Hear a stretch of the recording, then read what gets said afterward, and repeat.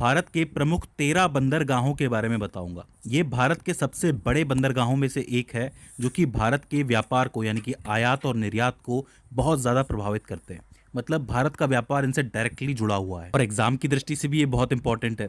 तो आज मैं मैप की मदद से आपको एक एक करके बताऊंगा कि कौन सा बंदरगाह कहाँ है और क्या क्या खासियतें हैं इन बंदरगाहों की, जो आपको याद रखनी है, जिससे आपका एग्जाम अच्छा जाएगा। तो हमेशा की तरह आपको नोट्स बनाते हुए चलना है और ज़्यादा टाइम न लेते हुए हम शुरू करते हैं। तो देखो, ये है भारत का नक्शा। अगर हम बंदरगाहों की बात कर रहे हैं तो जाहिर सी बात है, ये समुद्र से शुरू होंगे, तो हम एक वी बनाते हुए चलेंगे, वी के शेप में चलेंगे और सारे बंदरगाह पूरे हो जाएंगे।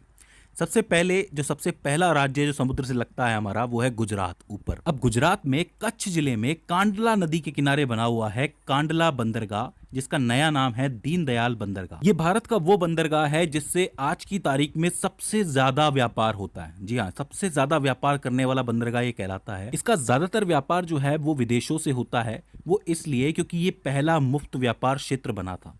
देखो, अगर आप बात करोगे आज़ादी से पहले की, तो आज़ादी से पहले यहाँ पे एक बंदरगाह हुआ करता था, कराची बंदरगाह। कराची बंदरगाह पार्टीशन के बाद पाकिस्तान चला गया, तो अब इस एरिया में एक ऐसे बंदरगाह की जरूरत थी जो कि अच्छा खासा व्यापार कर सके। इसीलिए इस जगह को मुफ्त व्यापार क्षेत्र बनाया गया, जहाँ पे ज्यादा से ज्यादा एक्सपोर्ट आप कर सकते हो। तो इसी वजह से इसको मुफ्त व्यापार क्षेत्र कहा जाता है, या फिर प्रथम मुफ्त व्यापार क्षेत्र कहा जाता है।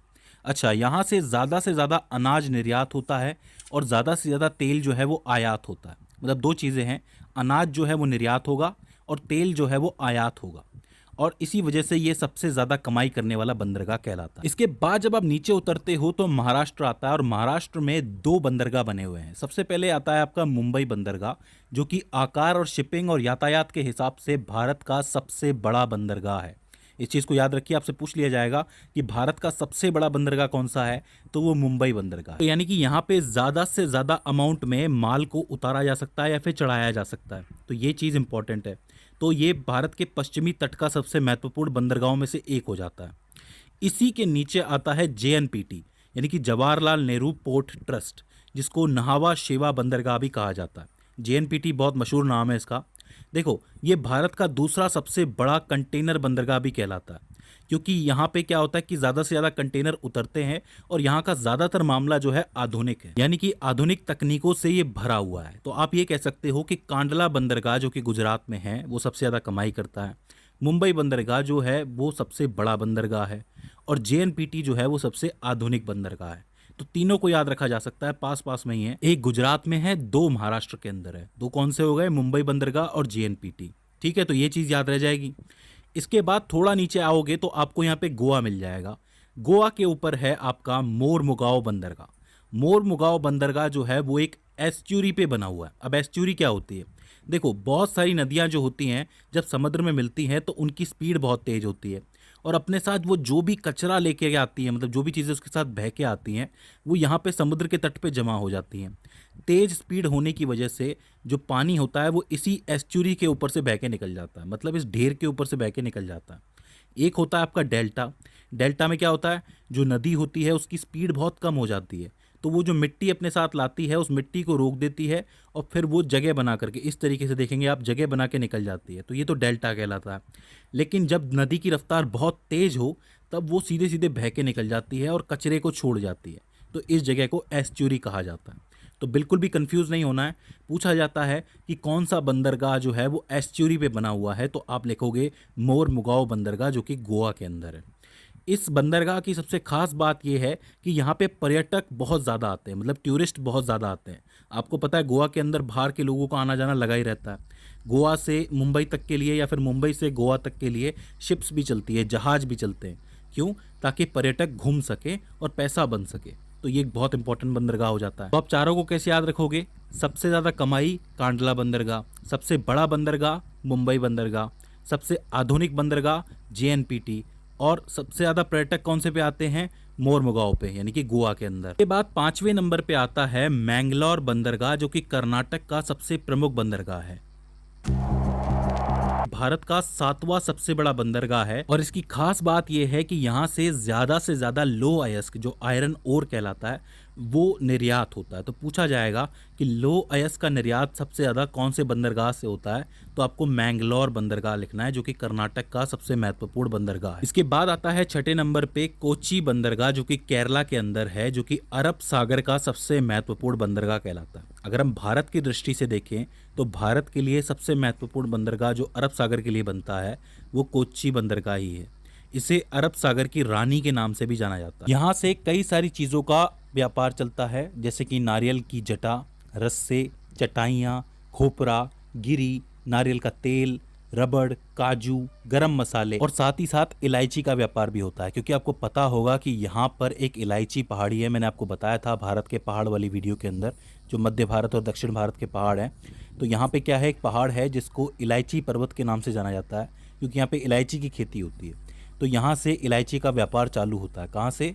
कोच्चि बंदरगाह से। अब यहाँ तक हमने ये वाला हिस्सा पूरा कर लिया, अब हम इस तरफ चलते हैं। तो इस तरफ में सबसे पहले नीचे से आपका आता है तूतीकोरिन बंदरगाह का सबसे कम गहरा बंदरगाह होता है ये।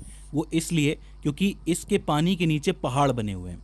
अब पहाड़ बने हुए हैं तो इसकी वजह से जो बड़े जहाज हैं वो यहाँ आ नहीं सकते, क्योंकि अगर आएंगे तो नीचे टकरा जाएंगे, वो तैर ही नहीं पाएंगे।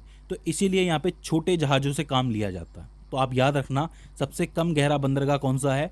तूतीकोरिन बंदरगाह। ठीक है।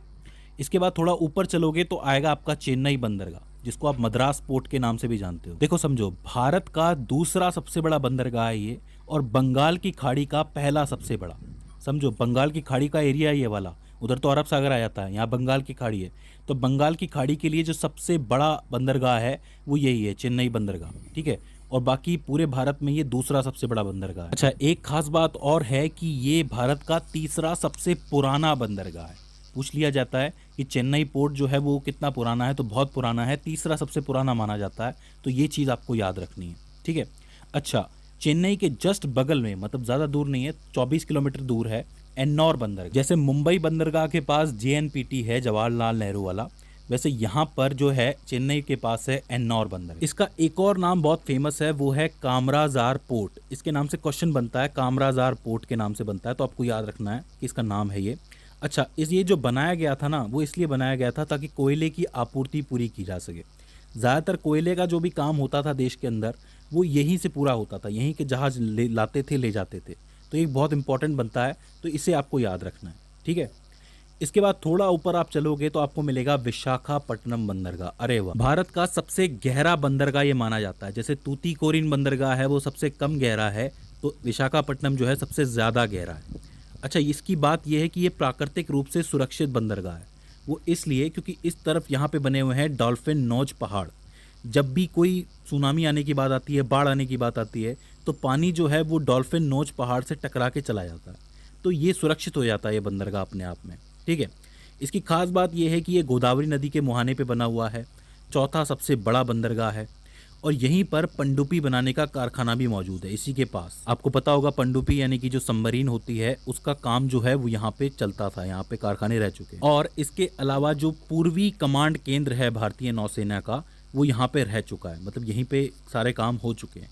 तो ये एक बहुत ही इंपॉर्टेंट बंदरगाह है जहाँ पे बड़े बड़े फाइटर जहाज भी खड़े किए जा सकते हैं। तो ये बहुत ज़रूरी हो जाता है, इसको आपको ज़रूर याद रखना है। इसके बाद आता है पारादीप बंदरगाह, जो कि ओडिशा में बना हुआ है। और इस बंदरगाह की सबसे खास बात यह है कि इस पे से चावल का निर्यात बहुत ज़्यादा होता है। स्पेशली इसी से क्वेश्चन बनता है कि चावल के निर्यात में कौन सा बंदरगाह सबसे आगे है, तो आप लिख सकते हो पारादीप बंदरगाह। तो ये चीज़ आपको याद रखनी है। इसके बाद आता है आपका हल्दिया बंदरगाह, जो कि कोलकाता में हुगली नदी के किनारे बसा हुआ है या फिर बना हुआ है।